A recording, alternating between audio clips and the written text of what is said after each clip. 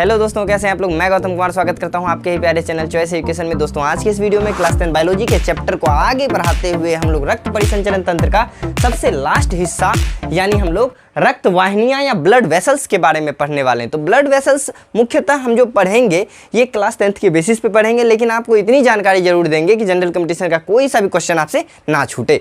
तो चलिए स्टार्ट करते बिना टाइम को वेस्ट किए। हम लोगों ने पिछले क्लास में जो देखा था कि जो हमारा ब्लड सर्कुलेटरी सिस्टम था, रक्त परिसंचरण तंत्र जो था, इसमें को हम लोगों ने 3 भागों में बांटा था। याद करो, पहला भाग रक्त था, दूसरा हृदय, तीसरा रक्त वाहिनियां।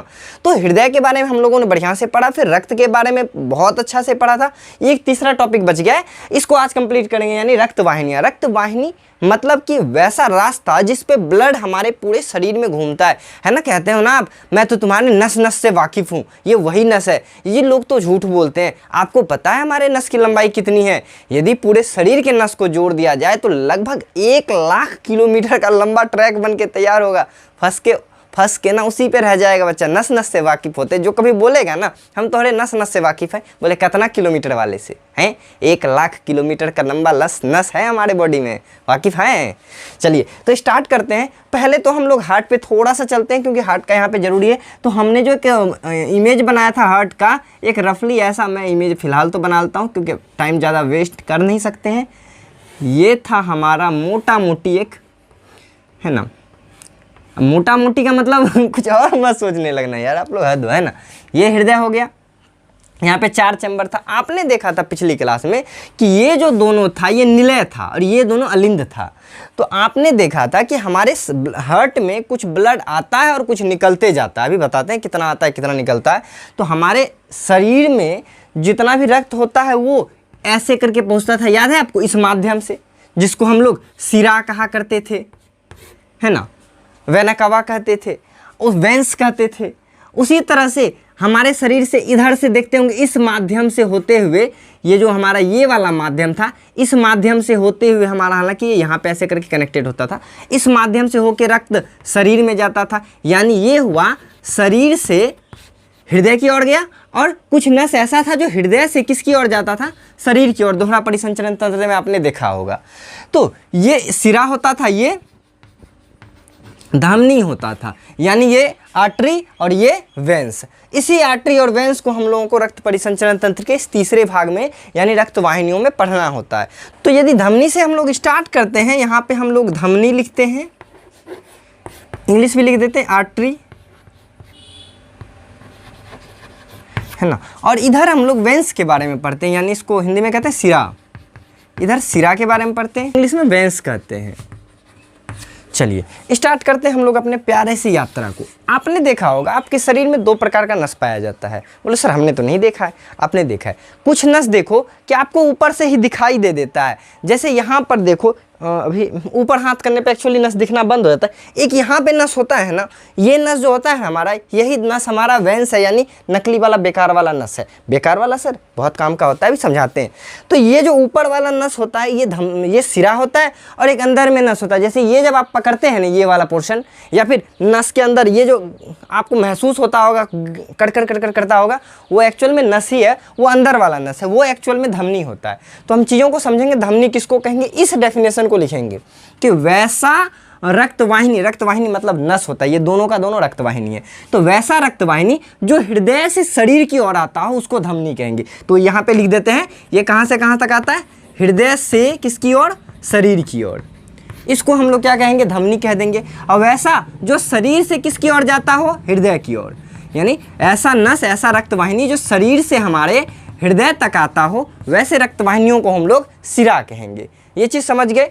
दूसरा यदि बात किया जाए, दूसरा बात, तो धमनी जो होता है उसमें ऑक्सीजनेटेड ब्लड होता है। ऑक्सीजनेटेड ब्लड मतलब हिंदी में क्या कहते हैं? ऑक्सीजनीकृत। अब इतना खतरनाक हिंदी है, छोड़ो यार। हमारा वैसा खून जिसमें ऑक्सीजन मिला हुआ है, वैसे खून यानी शुद्ध खून, उसका परिसंचरण करता है ये धमनी।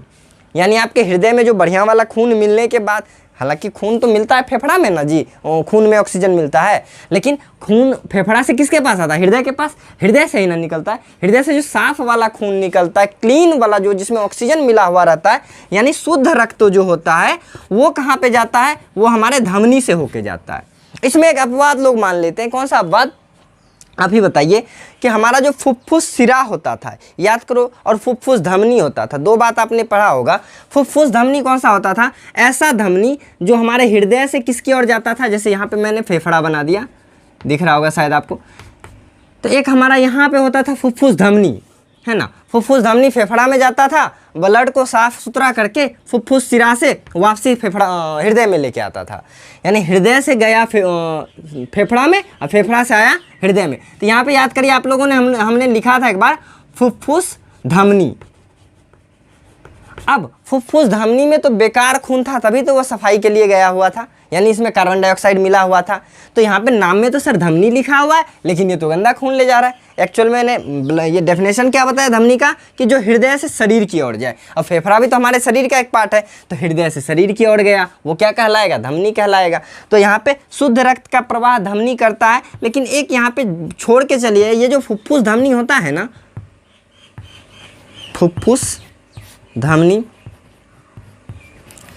यानी इसको पल्मोनरी आर्टरी कहेंगे। पल्मोनरी मतलब जो फेफड़ा में जाता है, वो जो होता है शुद्ध रक्त को नहीं ले जाता है, बल्कि अशुद्ध रक्त को ले जाता है। साफ इसमें आ जाए, बात करें 2 नंबर का, तो हमने देखा था ये हृदय से शरीर की ओर जा रहा था धमनी वाला, और सिरा वाला शरीर से हृदय की ओर आ रहा था। इसमें शुद्ध रक्त जाता था, यानी ऑक्सीजन युक्त रक्त जाता था, जबकि इसमें अशुद्ध रक्त जाएगा, यानी कौन सा वाला? CO2 वाला रक्त जाएगा। और CO2 वाला, इसमें भी एक अपवाद हो जाएगा, क्योंकि सिरा है, तो सिरा क्या करता था? अशुद्ध रक्त को। लेकिन यहाँ पे आपने देखा है ये फेफड़ा वाला जो आता है फुफ्फुस सिरा, नाम होता है फुफ्फुस सिरा, लेकिन ये बढ़िया वाला खून लेके आता है, तो इसको अपवाद के तौर पे लिख दिया जाता है। लेकिन डेफिनेशन पे आओ तो जो शरीर से किसके ओर जाए? हृदय की ओर जाए, उसको सिरा कहेंगे। शरीर से किसके ओर जाए? शरीर से किसके ओर है? हृदय की ओर, उसको सिरा कहेंगे। तो फुफ्फुसों की धमनी और सिरा वगैरह में दिक्कत नहीं है। बस ये जो याद करते हैं आप लोग कि अशुद्ध और शुद्ध रक्त, तो शुद्ध एक्चुअल में धमनी से जाता है, लेकिन एक सिरा नाम से भी शुद्ध रक्त को पहुँचाने वाला होता है, वो फुफ्फुस सिरा होता है। अब यहाँ पे एडजस्ट कर देना, फुफ्फुस सिरा। चलिए, इसका भी काम खत्म हो गया। अब बात बताते हैं हमारा, आप याद करो तो हमारा जो हार्ट होता था, कस के मारता था प्रेशर। हमारा ये नीचे वाला होता था, ये जो निलय होता था, ये कस के प्रेशर मारता था, यहाँ से सारा का सारा खून पूरे शरीर में जाता था। अब आप ही बताइए, इसका स्पीड बहुत ज़्यादा होगा तब तो शरीर में पहुँचेगा ना। तो इसका स्पीड यदि मापा जाता है, तो पारा का जो पारा में जो Hg का जो होता है ना, Hg मतलब मरकरी होता है, पारा का जो मिलीमीटर में नापा जाता है, वो 120 मिलीमीटर किसका होता है? पारे का होता है। यानी इस, बोले सर कैसे होता है? आप एक थर्मामीटर देखे हैं ना, थर्मामीटर में भी पारा रहता है। थर्मामीटर में पारा एक्चुअल में डिग्री सेल्सियस बताता है या फिर फ़ारेनहाइट बताता है, लेकिन कुछ वैसा भी बनाया जाता है मशीन, जो कि हमारे ब्लड प्रेशर को बताए कि ब्लड प्रेशर पारे पर लगेगा ना, कितना mm तक जाएगा। ये होता है mmHg। इसका स्पीड होता है 120 mmHg। इसका क्या होता है? रक्त का चाल होता है, दाब होता है, प्रेशर कहो, है ना। लेकिन ये जो तीसरा इसका कहें सिरा का, ये मात्र 80 mmHg ही होता है। बोलिए सर ये कम क्यों हो जाता है? अब आप ही बताइए, ध्यान से सुनिएगा कि आप एक पाइप में से पानी डाले हैं, उस पाइप में ज़्यादा पानी होगा, या फिर वो जो पानी ज़मीन पे गिरने के बाद जा रहा होगा उसमें ज़्यादा प्रेशर होगा? और बेसिकली बात है कि पाइप वाले में ज़्यादा प्रेशर होगा। तो हमारा पाइप से धमनी से पूरा का पूरा खून गया, पूरे शरीर में फैल गया, यानी पूरे खेत में पानी बिछ गया। अब उसका ऑटोमेटिक चाल क्या हो जाएगा? स्लो हो जाएगा। वो वापसी पाइप में भरिएगा तो उतना स्पीड से नहीं भराएगा। समझ रहे हैं ना बात को? तो ये जो सिरा होता है, इसका स्पीड थोड़ा कम होता है, यानी इसका जो प्रेशर होता है 80 mmHg होता है। इसीलिए आपको शुद्ध रक्त का जो दाब बोला जाता है वो कितना होता है? 120/80 mmHg होता है। आपको बोला जाता है ना शुद्ध, मतलब हमारे शरीर का जो नॉर्मल बीपी होता है, ब्लड प्रेशर होता है, वो कितना होता है रक्तदाब? तो 120/80 mmHg। ये याद रखिए, बहुत बार एग्जाम में पूछा जाता है। चलिए, चौथा नंबर का बात किया जाए। अब देखिए, एक होता है वॉल। वॉल समझते हैं ना? वॉल पिन जो आप साइकिल में लगाते होंगे, बचपन में साइकिल पे चढ़ते होंगे, सर अभी भी चढ़ते हैं, अरे अच्छी बात है। वॉल क्या होता है? एक ही साइड से जाने देता है। जैसे हमने हार्ट में भी देखा था, यहाँ पर भी ट्राइकोस्पिक वॉल रहता था, यहाँ पे डाइकोस्पिक वॉल रहता था, यानी हिंदी में क्या तो कहते हैं उसको, भूल गया, चलो कोई बात नहीं। यहाँ पे वॉल रहता था ना, 2 वाला 3 वाला, इसी टाइप का नाम था शायद। वो वॉल रहता, वॉल क्या करता था? अंदर तो आने देता था ब्लड को, अंदर से बाहर नहीं जाने जाता था, यानी उस रास्ते से। वॉल पिन में देखिएगा, इधर से आप हवा दे दीजिएगा, लेकिन हवा अंदर से निकल नहीं पाता है। है ना। उसी टाइप का वॉल हमारे नस में भी होता है। तो जैसा कि मैंने बताया 2 नस हमारे पास होता है, एक धमनी एक सिरा। धमनी में ना बहुत प्रेशर से खून जाता है, रिवर्स लेने का कोई चांस ही नहीं है। और ऊपर से तो हमारा हृदय ना ऊपर में है, पूरे शरीर नीचे में है, तो ऊपर से नीचे जाने के लिए वैसे भी ज़्यादा स्पीड का ज़रूरी नहीं है, बस छोड़ भी दीजिएगा तो वो नीचे पहुंच ही जाएगा। लेकिन यहाँ से ऊपर जाने के लिए थोड़ा स्पीड का ज़रूरी है। तो भगवान सब कुछ सोच वोच के बोले कि ना धमनी वाले का स्पीड ज़्यादा देते हैं, ताकि इससे ना पूरा का पूरा शरीर में फैल सके। अब इसीलिए इसमें किसी प्रकार का वॉल वगैरह नहीं होता है। लेकिन ये जो सिरा होता है, सिरा क्या होता है, खून को वापसी हृदय में लाने वाला। और जब खून को वापसी हृदय में लाएगा तो हमने देखा उसका स्पीडवा घट जाएगा, प्रेशर घट जाएगा। प्रेशर घट जाएगा तो हो सकता है कि ऊपर जाने वक्त ये नहीं पहुंच पाए पूरे हृदय तक, रुक के फिर रिवर्स लेना शुरू कर दे। इसीलिए इसमें वॉल लगा हुआ रहता है इस टाइप का, मतलब मोटा डायग्राम इसका बनाया जाए तो इस टाइप का वॉल लगा हुआ रहता है, जिसमें इधर से खून तो जाता है लेकिन जैसे रिवर्स होता है ये बंद हो जाता है। तो जितना दूर खून आता है वहाँ पे आके रुकता है, फिर दूसरा आके प्रेशर मारता है आगे बढ़ता है, फिर तीसरा आके प्रेशर मारता है आगे बढ़ता है। जैसे आपने प्रत्यावर्ती धारा के बारे में पढ़ा होगा, है ना, सेम टू सेम प्रत्यावर्ती धारा की तरह ये भी चलता है, रुक रुक के चलता है, ठीक है ना। जबकि हमारा जो धमनी वाला होता है वो एकदम धारा प्रवाह चलते रह जाता है। तो आपको पूछा जा सकता है कि धमनी और सिरा दोनों में से किस में वॉल नहीं होता है, वलय नहीं होता है, वो क्या हो जाएगा हमारा, वो हो जाएगा धमनी में किसी प्रकार का वॉल्व नहीं होता है, वॉल्व नहीं होता है, जबकि इसमें होता है, ठीक है ना। अब यहाँ पे दिख रहा होगा 5वां नंबर में एडजस्ट करके लिखता हूँ। धमनी जो होता है ना मोटा होता है, क्यों, क्योंकि इसका प्रेशर ज़्यादा है। पतला पाइप में ज़्यादा प्रेशर दीजिएगा पाइपा फटने जाएगा जी, इसीलिए ना मोटा है, थोड़ा सा हैवी है और इसका प्रेशर ज़्यादा है, इसीलिए ये अपेक्षाकृत कैसा होता है, मोटा होता है। जबकि ये अपेक्षाकृत कैसा होता है, पतला होता है, एक दूसरे के मतलब मामले में, ठीक है ना। तो हम लोग 5 अंतर तो यहाँ पे देख लिया, कुछ अंतर मैं यहाँ पे लिखता हूँ, समझने का आप लोग कोशिश करिएगा। बस छोटा सा ही ये टॉपिक है, कोई ज़्यादा बड़ा है नहीं।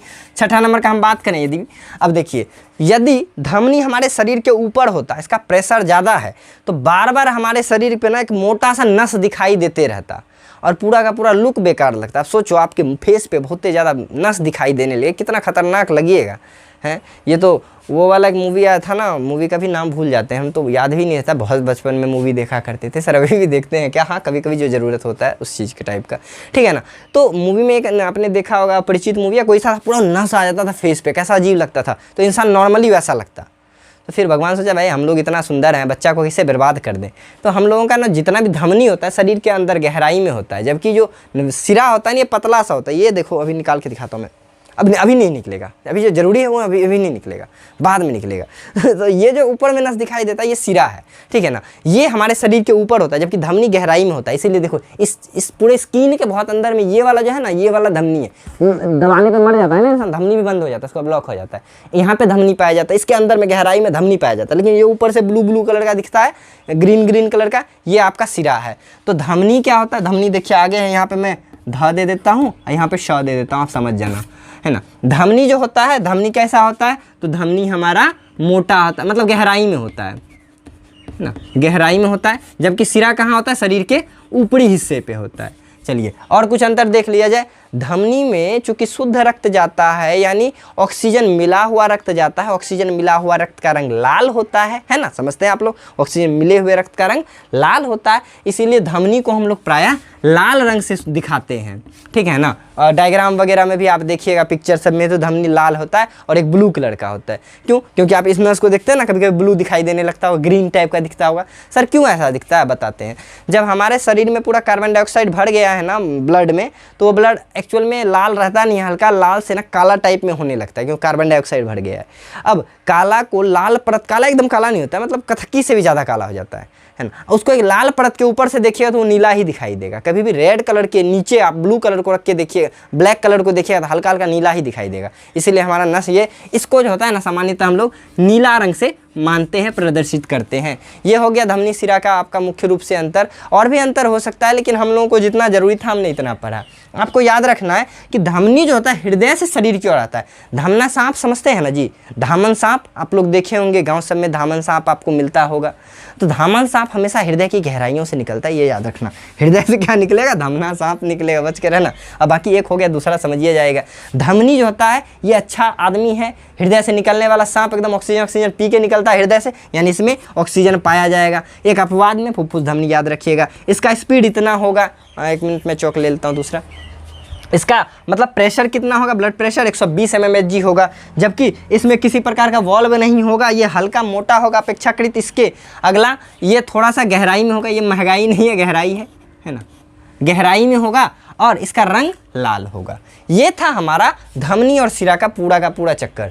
इसी पथ पे पूरा का पूरा हमारा ब्लड चलते रहता है। और क्या आपको पता है कि आपके शरीर में कितना ब्लड पाया जाता है? 4 से 5 लीटर एवरेज एक वयस्क मनुष्य, मतलब जो हम लोगों के टाइप का बड़ा हो गया है, यानी 18 वर्ष पार कर गया, इसको वयस्क बोला जाता है। एक वयस्क शरीर में खून जो होता है 4-4.5 से 5 लीटर एवरेज खून पाया जाता है। और आपको पता है कि आपका हार्ट हर मिनट कितने खून को फिल्टर करता है? छोड़ो, आपको पता है आपका हार्ट हर दिन कितने ब्लड को फिल्टर करता है? बता दो, मान जाए। फिल्टर करना मतलब वही ऑक्सीजन मिलाने वाला काम करना, ठीक है ना। ये भी आपको याद रखने वाला बात था। हमारे पूरे शरीर में जो धमनी सिरा है, सब पतले पतले नस को एक साथ जोड़ दिया जाए तो लगभग लंबाई कितना हो जाएगा? 1 लाख किलोमीटर, है ना। इतना लंबा हो जाएगा ना कि इस रोड पे कोई चल नहीं पाएगा। हाँ, बात रहा इस रोड का, तो धमनी और सिरा ये जो वाहिकाएँ हैं ना, इसका खोज जो किया था ना, यदि बोला जाए रक्त परिसंचरण के बारे में, इसका खोज जो किया था ना, ये विलियम हार्वे साहब ने किया था, है ना। हाईवे कर रहे थे ना, हाईवे को हार्वे ने खोजा, इसे भी तरीके से याद रह जाएगा। ये था हमारा क्या, धमनी और सिरा। अब देख लेते हैं कैसे कैसे धमनी सिरा किन किन चीज़ों में विभाजित होता है। श्वसन चैप्टर में आपने पढ़ा होगा, फेफड़े में जब हम देख रहे थे, हमारा पहले था ट्रेकिया ब्रोंकस में, ब्रोंकस ब्रोंकाई में, ब्रोंकाई एल्वियोलिस में, है ना, एल्वियोली में। इसी तरह से हमारे शरीर में, मैं यहीं पे बताता हूँ, छोटा सा ही पार्ट है, कोई ज़्यादा बड़ा है नहीं। अब देखिए यहाँ पे हमारा हृदय है, ठीक है। हृदय से जो हमारा सबसे पहले निकलेगा उसको हम लोग महाधमनी कहेंगे। हृदय से निकलने वाले इसको हम लोग महाधमनी कहेंगे, नस को। वो महाधमनी आगे चल के छोटे छोटे धमनियों में विभाजित हो जाएगा, ठीक है। अब ये धमनियां आगे चल के छोटे छोटे धमनी मतलब कि छोटी धमनियों में विभाजित हो जाएगा, है ना। छोटी धमनी में विभाजित हो जाएगा। अब ये छोटी धमनी जो है आगे चल के ऐसे करके एक पतला सा जाल बनाएगा। इस जाल को हम लोग कैपिलरी कहते हैं, हिंदी में केशिका कहते हैं। कोशिका नहीं, केशिका। अभी समझाते हैं केशिका क्या होता है। अब इसी तरह से महाशिरा का भी कंट्रोल लेते हैं। महाशिरा सबसे पहला जो फेफड़ा में घुसता है वो महाशिरा होता है, ठीक है। अब जिससे यहाँ पे देखिए महाधमनी था, फिर धमनी में आया तो फिर से ये सिरा में टूटेगा। फिर ये छोटी धमनी है तो यहाँ पे छोटी सिरा होगी, ठीक है ना। अब फिर ये यहाँ पे कैपिलरी होगा। मतलब इस तरीके से हमारे शरीर में पहले शरीर से महाधमनी से खून निकला, महाधमनी छोटी छोटी धमनियों में विभाजित हो गया, धमनी छोटी छोटी धमनिकाओं में विभाजित हो गया, इसको छोटी धमनी या धमनिकाएं भी कहा जाता है। अब धमनिकाएं केशिकाओं में विभाजित हो गया। केशिका क्या होता है? वैसा नस जो हमारे कोशिकाओं के ऊपर रहता है, बहुत ही पतली नस जो आपको दिखाई नहीं देती है। आपको कहाँ पे दिखाई पता है? आप लिप ले लेना, ऐसे करके देखना, पतला पतला सा जाल दिखता है ना, या फिर आंख में देखना, कभी कभी आंख जब ऐसे ऐसे करने पर लाल लाल नस दिखाई देने लगता है, वही आता है कैपिलरी। एकदम पतला सा नस होता है, उसमें विभाजित होता है। उसमें सारा का सारा कोशिका को ऑक्सीजन बांट के कार्बन डाइऑक्साइड ले करके वापसी ऐसे करके पूरे फेफड़े में पहुंचता है। ये था हमारा पूरा का पूरा चैप्टर। इसमें एक और क्वेश्चन आ जाता है कि हाइपरटेंशन किसको कहते हैं? जब हमारा ये जो ब्लड प्रेशर होता है आवश्यकता से अधिक बढ़ जाता है तो इस पोजीशन को ही हम लोग हाइपरटेंशन कहते हैं। और इसी में हार्ट स्ट्रोक भी आ जाता है ना, ये इससे बहुत ज़्यादा प्रॉब्लम भी होता है। हाइपरटेंशन से ज़्यादा चिंता करने से हाइपरटेंशन हो जाता है, बीपी बढ़ जाता है ना। बीपी का बढ़ जाना हाइपरटेंशन होता है, एक तरह से बोला भी जाए, हम लोग बोल सकते हैं इसको, ठीक है। ये हो गया आपके पूरे चैप्टर का द एंड, ठीक है ना। अब बोला जाएगा ब्लड प्रेशर को मापने वाले यंत्र को क्या कहते हैं? तो ब्लड प्रेशर को मापने वाले यंत्र को स्फेग्नोमैग्नोमीटर कहते हैं, स्फेग्नोमैनोमीटर। तो इसका नाम याद रखिए, बड़ा सा नाम है ना, स्फेग्नोमैनोमीटर, बड़ा लंबा चौड़ा नाम है ना, याद करने में भी टाइम लगता है। वो क्या करता है? ब्लड प्रेशर को मापता है। आला नहीं कहते जी, आला तो कुछ और हो गया ना, वो तो धड़कन को नापते हैं, है ना। ब्लड प्रेशर को नापने के लिए स्फेग्नोमैग्नोमीटर का इस्तेमाल होता है। तो ये था अपना पूरा का पूरा चैप्टर। मज़ा आया तो वीडियो को लाइक करें। मिलते हैं आपके साथ नेक्स्ट चैप्टर यानी मानव में उत्सर्जन के साथ। तब तक के लिए bye bye and take care.